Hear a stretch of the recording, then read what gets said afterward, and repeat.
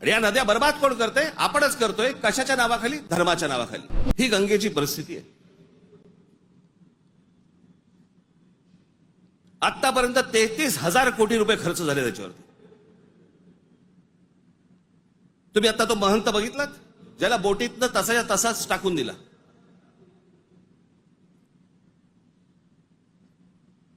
तिकडच्या घाटांवरती तिथे प्रेतं जाळली जात आहेत. नुसतं आपला अग्नी दिल्यासारखा करतात आणि तसंच प्रेत ढकलून देतात पाण्यामध्ये.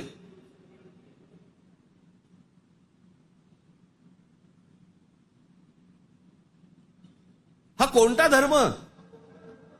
आपल्या नद्या स्वच्छ राहिल्या पाहिजेत.